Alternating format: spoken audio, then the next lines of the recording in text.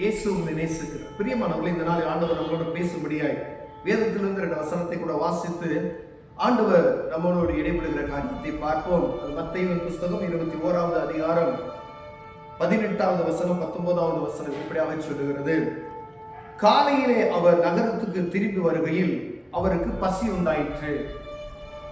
அப்பொழுது வழி அருகே ஒரு அத்தி மரத்தை கண்டு அதனிடத்திற்கு போய் அதிலே இலையை ஏன்றி வேறொன்றையும் காணாமல், இனி ஒரு காலமும் உன்னிடத்தில் கனி உண்டாகாதிருக்க கடவுது என்றார். உடனே அத்திமரம் பட்டு போயிற்று. பிரியமானவர்களே, ஆண்டவர் எருசலேமிலிருந்து வெளியே அவர் திரும்பி வருகையில் அவருக்கு காலையில பசி உண்டாயிற்று என்று வேதத்துல எழுதப்பட்டிருக்கிறது. பிரியமானவர்களே, அவர் சர்வ வல்லமையுள்ள தேவன். ஜனங்களுக்கு அவர் பசியை போக்கும்படியாய் 5 அப்பங்களையும் 2 மீன்களையும் 5000 பேருக்கு போஷிக்கிறதை நாம் பார்க்கிறோம். பிரியமானவர்களே, அநேக அற்புதங்கள், அநேக பேர் அவர்கிட்ட திருப்தி அடைந்த உணவுக்காண்டி அவரே சொல்றார். அவர் நினைச்சாருன்னா மீனை வலைய வலது பக்கம் போடு அப்படின்னு சொல்லுவாரு. மீன் அநேக மீன்கள் வரும். சீசர்கள் படகுல இருக்கும் பொழுது அவர்களுக்கு ஒன்றும் இல்லைன்னு சொல்லி கருநெருப்புல சுழப்பட்ட மீன் வைக்கப்பட்டு இருக்கிறது. ஆண்டவராய் இயேசு வாங்க நீங்க புசிங்க அப்படின்னு சொல்றாரு. அவருக்கு ஒரு பசி அப்படின்னு வேதம் சொல்லுகிறது. பிரியமானவர்களே, ஆண்டவர் அவருக்கு ஏற்பட்ட அந்த பசி ஆத்தும பசி. இந்த உடல் ரீதியாய் அவர் நமக்கு ஊமையா அநேக காரியங்களை வேதத்துல ஆண்டவர் ஊமையாவே நம்ம சொல்லிக் கொண்டிருக்கிறார். இந்த இடத்திலையும் எப்படியாவது நீங்க புரிந்து கொள்ளும்படியாய் ஆண்டவர் பசியை குறித்து என் பிள்ளைகள் புரிந்து கொள்வார்களாக என்று சொல்லி, இந்த ஆத்ம பசி, என் ஜனங்கள் அழிந்து போகிறார்களே, இந்த ஜனங்களை மீட்டுவதற்கு யார் உதவுவார்கள் என்று சொல்லி அந்த பசியை குறித்து எழுதியிருக்கிறார். அதுக்கு ஊமையார் ஒரு அத்தி மரத்துக்கிட்ட ஆண்டவர் போகிறதையும் அந்த அதாவது இருக்குமா என்று தேடி பார்க்கிறார். ஒன்றும் இல்லை, ஆனா மரம் என்ன செய்யறது? செழிப்பா இருக்கிறது. செழிப்பான ஒரு மரம், ஆனா கனியற்று போய் இருக்கிறது. நாமும் கூட அநேக நேரங்கள்ல செழிப்பாய் நம்முடைய ஆவிக்குரிய வாழ்க்கை செழிப்பா இருக்கு, நல்லா இருக்கு, பார்க்கறதுக்கு பச்சை பசேர்னு. ஆனா ஆண்டவர் எதிர்பார்க்கிற கனி நம்மகிட்ட இருக்க. அவருடைய பசியை போக்கக்கூடிய ஒரு கனி, அவர் எதிர்பார்த்த அந்த கனி என்னிடமும் உங்களிடமும் இருக்கிறதா என்று ஆண்டவர் விரும்புகிறார். பிரியமானவர்களே, உடனே ஆண்டவர் பாருங்க அந்த இடத்துல என்ன செய்யறாருன்னா அத்தி மரத்தை சபிக்கிறார். இனி ஒரு காலமும் முன்னிடத்தில் என்ன செய்யக்கூடாது? கனி உண்டாகாது இருப்பதாக அப்படின்னு சொல்றாரு. உடனே அந்த மரம் பட்டு போயிட்டு முழுவதும். சீசர்கள் பார்த்து மிரள்றாங்க, இவ்வளவு சீக்கிரமா இந்த மரம் பட்டு போயிட்டு அப்படின்னு சொல்லி. அதற்கு பின்பதாக ஆண்டவர் அவர்களுக்கு சொல்லக்கூடிய அநேக அற்புதமான காரியங்கள் அநேகம் உண்டு. ஆண்டவர் ஒவ்வொரு தனிப்பட்ட மனிதனிட்டையும் எதிர்பார்க்கிற ஒரு காரியம், சுவிசேஷ பாரத்தை ஆண்டவர் எதிர்பார்க்கிறார். இந்த பசியை, ஆண்டவருடைய ஆத்ம பசியை போக்கணும் அப்படின்னு சொன்னா அவர் விட்டுறலாம். ஆண்டவராக இயேசு கிறிஸ்து இந்த பூமிக்கு வந்ததின் நோக்கம் எப்படியாவது மனுக்குலத்தை மீட்டுக் கொள்ளணும் என்பதற்காகவே. மோசே பாருங்க, தேவ சமூகத்துக்கு போய் ஆண்டவர் சொல்றாரு, உற்றைவர்களை பூரா அழிச்சிடுறேன், உன்னை கொண்டு நான் ஒரு பெரிய ஜனத்தை நான் உருவாக்குவேன் அப்படின்னு சொல்றாரு. ஆனா மோசே போய் போராடி போராடி போராடி ஆண்டவரே வேணாம், ஆண்டவரை விட்டுருங்க இவங்களை அப்படின்னு சொல்லி சொல்லி சொல்லி பாதுகாப்பு அழைத்து வந்த ஜனங்கள். அதற்கு பின்பதாய் அவரே இயேசு கிறிஸ்து, ஆண்டவராக இயேசு கிறிஸ்துவே பூமிக்கு வந்து இந்த மனுஷனுக்கு இறங்கி பேசுகிற அந்த காரியத்தை நாம் புரிந்து கொள்ள முடிகிறது.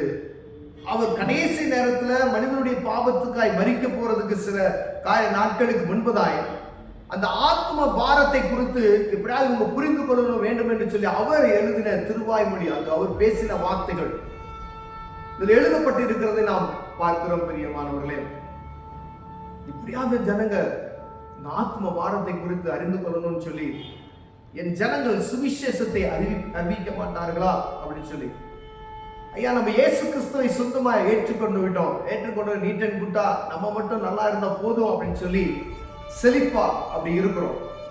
ஆனா அது மாத்திரம் அல்லாதபடி நீங்க மாத்திரம் செழிப்பா இருக்கணும் அப்படின்னு சொல்லி ஆண்டவர் விரும்பல. உங்ககிட்ட ஒரு கனியை எதிர்பார்க்கிறார். ஒரு பசியை போக்கக்கூடிய ஒரு கனி ஆத்ம பாரம், சுவிசேஷ பாரம். எத்தனை பேர்த்துக்கு நீங்க அந்த காரியத்தை ஆண்டவர்கிட்ட நீங்க பெற்ற இன்பத்தை மற்றவங்க சொல்லியிருக்கிறீங்க? உங்க செழிப்பா இருக்கக்கூடிய, பார்ப்பதற்கு செழிப்பா இருக்கக்கூடிய நீங்க உங்ககிட்ட இருந்து எவ்வளவு பேர் கனிகளை பறித்து பிரயோஜனப்பட்டு இருக்கிறார்கள்? எவ்வளவு பேருக்கு தேவ காரியத்தை சொல்லியிருக்கிறோங்க? கிறிஸ்துவின் நாமத்தை குறித்து எவ்வளவு பேருக்கு நீங்க சொல்லியிருக்கிறீங்க? இயேசு உங்களுக்காக தான் வந்தார் என்பதை எத்தனை பேருக்கு சொல்லியிருக்கிறீங்க? இயேசு பாவத்தை மன்னிப்பதற்காக இந்த பூமிக்கு வந்தார் என்கிற அந்த காரியத்தை எத்தனை பேருக்கு நம்ம சொல்லியிருக்கிறோம் என்று பார்க்கும்படியாய் ஆண்டவர் உங்களோடும் என்னோடும் பேசிக் கொண்டிருக்கிறார். பிரியமானவர்களே, ஒருவேளை இப்படிப்பட்டதான காரியத்துல நம்ம குறைச்சலவர்களாய் இருப்போமே, ஆனால் ஆண்டவர் கடைசியாக அந்த நாட்கள்ல, அந்த ஒரு வாரத்துல ஒவ்வொரு நாளும் ஒவ்வொரு காரியத்தை சீசர்களோடு பகிர்ந்து கொடுக்கக்கூடிய காரியத்தை நாம் பார்த்திருக்கிறோம். அப்பொழுது இந்த ஆத்ம பாரத்தை குறித்து புரிந்து கொள்ளும்படியாய் ஓமையாய் ஆண்டவர் ஒரு காரியத்தை எழுதி வைத்திருக்கிறார். பிரியமானவர்களே, அந்த அத்திமரம் செழிப்பாய் இருக்கிறது. ஆனா அந்த அத்திமரத்துக்கிட்ட கனியும் கிடையாது, பிஞ்சு கிடையாது, ஒண்ணும் கிடையாது. ஆனா அந்த அத்திமரத்தை போய் ஆண்டவர் என்ன செய்யறாரு? அவருக்கு தெரியும் அத்திமரத்துல கனியே இல்லை அப்படின்னு தெரியும் ஆண்டவருக்கு. ஆனா சீசர்களோடு கூட கடந்து செல்கிறார். இந்த அத்திமரத்தை பார்க்கிறார். இந்த அத்திமரத்தை பார்த்து கனியிலே என்று சொல்லி சபிக்கிறார். உடனே பற்று போயிடுச்சு. இதே போலதான் நம்மளும் செழிப்போடு இருக்கிறோம். பிரியமானவர்களே, ஆண்டவர் ஒரு நாள் வருவார். உங்ககிட்ட கொடுக்கப்பட்ட அந்த தானத்துக்கு கணக்கு கேட்க மாட்டேன். கனி இருக்கா?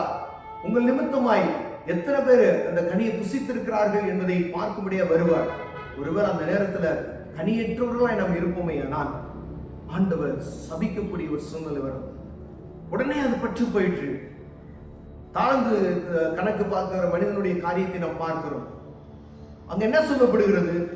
புறம்பான இருளை கொண்டு போய் போடுங்க அப்படின்னு சொல்றாரு ஆண்டவர். கடினமான வார்த்தையில் ஆண்டவர் பயன்படுத்துகிறதை பார்க்க முடிகிறது. பிரியமானவர்களே, எப்படியாவது இந்த வார்த்தைகளை இயேசு கிறிஸ்து இந்த பூமிக்கு வந்ததின் நோக்கம் மனிதனுடைய பாவத்தை மீட்கவே என்கிற செய்தி அறிந்து கொண்ட நீங்கள் பிறருக்கு எப்படியாவது சொல்ல வேண்டும் என்கிற அந்த பாரத்தோடு ஆண்டவர் இந்த காரியத்தை சொல்லுகிறார். பிரியமானவர், ஒருவேளை இயேசு கிறிஸ்துவை நீங்க சொந்த ரட்சகராக ஏற்றுக்கிட்டு மற்றவங்களுக்கு இதை சொல்லாம இருந்தீங்கன்னா நம்ம குற்றவாளியா இருப்போம். பிரியமானவர்களே, கர்த்தர் நம்மளோடு பேசுகிறார். ஒருவேளை எப்படிப்பட்ட காரியத்துல குறைச்சல் ஒருவராய் இருப்போமே, நான் ஆண்டவரே இனி நான் இந்த காரியத்தை குறித்து பேசி, ஆண்டவரே அறியாத ஜனங்களுக்கு இந்த காரியத்தை நான் சொல்லுவேன் அப்படின்னு சொல்லி இடைபடுங்க. ஆண்டவர் உங்களுக்கு இடைபடுவார், அற்புதம் செய்வார். கண்களை முழுவதும் ஜெபிப்போம். அன்பின் தகப்பனே, இந்த சுவிசேஷ பாரத்தை எங்களுக்குள் வைப்பீராக. ஆண்டவரே, நீர் விரும்புகிற அந்த பசியை போக்குவதற்கு என் தேவன் எங்கள் கண்களை திறந்தீரேன்.